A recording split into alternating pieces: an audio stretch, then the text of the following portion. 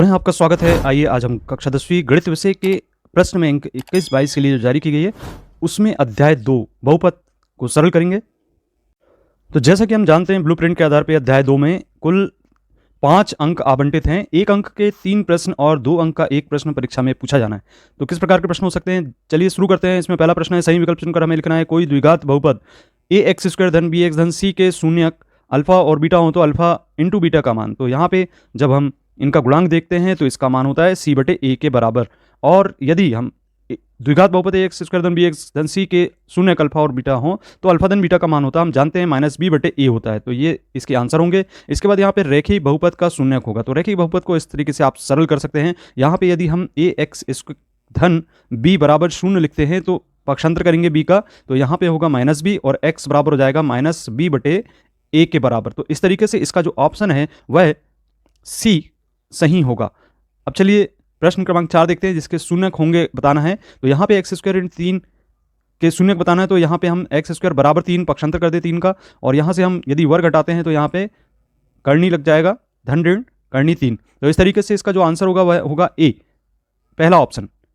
चौथा प्रश्न हो गया। और पांचवा प्रश्न में हम देख रहे हैं यहाँ पे x² धन 7x धन 10 के शून्यक होंगे। तो हमें x² धन 7x धन 10 के गुणनखंड निकालने होंगे। इससे हम ऐसा लिख सकते हैं 5 दूनी 10 अर्थात 2x धन 5x धन 10।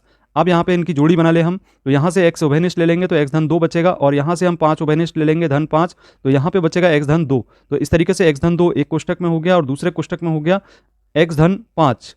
अब यहाँ पे 2 का पक्षांतर कर देते हैं। तो जैसा कि हम देख रहे हैं x धन 2 बराबर 0, तो x बराबर हो गया ऋण 2, और x धन 5 बराबर 0, तो x बराबर हो गया ऋण 5। तो इस तरीके से ऋण 2 ऋण 5 इसके हल होंगे। तो बी ऑप्शन इसका बिल्कुल सही होगा। चलिए छठवां क्वेश्चन करते हैं। x धन 1 और x की 2 ऋण x ऋण 4 x 4 धन 1 के लिए घात होगी। तो यहाँ पे इसको हम गुणा करेंगे x का इस कोष्टक में। तो यहाँ पे x की अधिकतम घात 5 जाएगी, तो यहाँ पे घात अधिकतम हो जाएगी 5 के बराबर। तो डी ऑप्शन इसका सही होगा।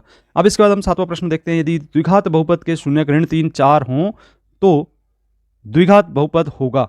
तो इसके लिए हम इसे सरल कर लें।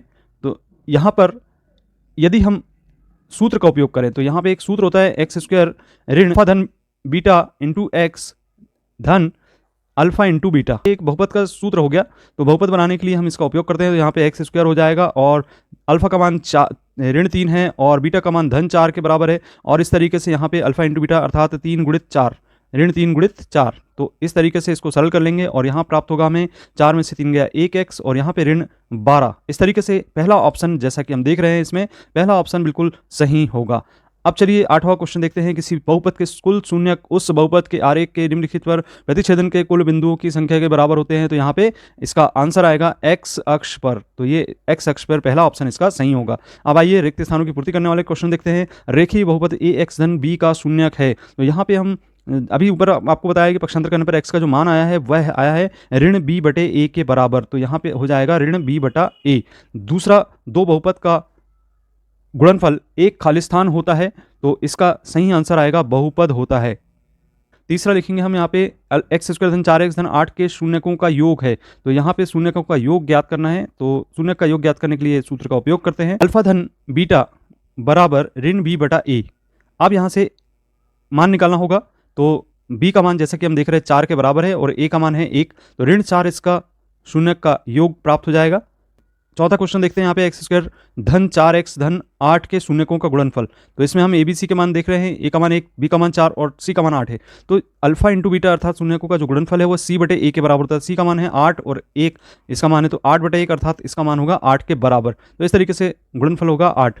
पांचवा है, यदि बहुपद के ऋण 1 x² धन k x धन 1 का एक शून्यक ऋण 3 है। तो यहाँ पे हम मान रख देते हैं x, यहाँ जैसा भी हम यहाँ पे मान रख के देखते हैं शून्यक ऋण 3 के बराबर। तो x के स्थान पे आप ऋण 3 रख दीजिए, तो k ऋण 1 प्राप्त होगा, और इंटू ऋण 3 का वर्ग अर्थात हम लिखेंगे 3 3 9, और यहाँ पे होगा धन k इंटू x अर्थात ऋण 3x हो जाएगा, ऋण 3k हो जाएगा, और यहाँ पे धन 1 होगा।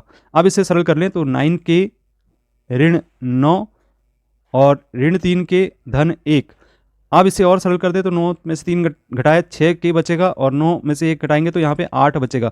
इस तरीके से जो k का मान है वह होगा 4/3 के बराबर, क्योंकि हम 8/6 लिखेंगे और 8/6 अर्थात 2 तिया 6 और 2 चौको 8 अर्थात 4/3 इस के का मान होगा।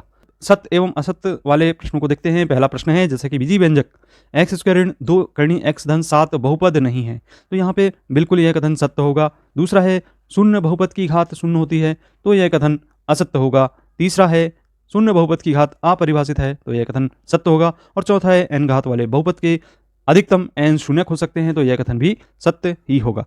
अब आइए एक शब्द में उत्तर देने वाले प्रश्न को देखते हैं कि रैखिक बहुपद की घात कितनी होती है। तो जैसा कि हम जानते हैं कि रैखिक बहुपद को जिस प्रकार से लिखा जाता है ax धन b, तो यहाँ पे x की घात आप देख रहे हैं 1 के बराबर है, तो इसकी घात होगी 1। द्विघात बहुपद की घात कितनी होती है, तो द्विघात बहुपद में हम देखते हैं कि ax² धन b x धन c, और यहाँ पे घात 2 दिख रही है, तो द्विघात बहुपद की घात होगी 2। त्रिघात बहुपद की घात होगी 3। तो जितनी घात होगी उतने हम लिख देते हैं संख्या के रूप में। और चौथा प्रश्न है किसी बहुपद px के लिए, यहाँ पर हम देख रहे हैं y बराबर px का ग्राफ नीचे आकृति में दिया गया है, तो px के शून्यकों की संख्या ज्ञात कीजिए। तो यहाँ पे हम देख रहे हैं पहला शून्यक यहाँ से ये दिख रहा है हमें, x अक्ष पे क्रॉस कर रहा है, और दूसरा शून्यक ये दिख रहा है। तो इस तरीके से जो शून्यकों की संख्या है वह होगी 2 के बराबर। जितने यहाँ पे प्रतिच्छेद बिंदु प्राप्त होते हैं उतने शून्यक होते हैं। अब यहाँ पे 2 अंक वाले किस प्रकार के प्रश्न हैं ये देखिए। एक द्विघात बहुपद ज्ञात करना है जिसके शून्यकों का योग और गुणनफल क्रम से इतने हैं। तो अभी आपको इस प्रकार के प्रश्नों को सरल कर लेना है जो कि 2 अंकों में पूछे जाना है। तो आप इस प्रकार के प्रश्न को सरल कीजिए, यही प्रश्न परीक्षा की दृष्टि से बहुत महत्वपूर्ण है। और इसी प्रकार यदि आपने अध्याय 1 का वीडियो नहीं देखा तो ऊपर आपको यहाँ पे एंड स्क्रीन पर दिखा रहा है, उसको क्लिक करके आप देख सकते हैं। और यदि आपने अभी तक इस प्रकार के कंटेंट को देखने के लिए चैनल को सब्सक्राइब नहीं किया तो सब्सक्राइब कीजिए। मिलते हैं अगले वीडियो में, धन्यवाद।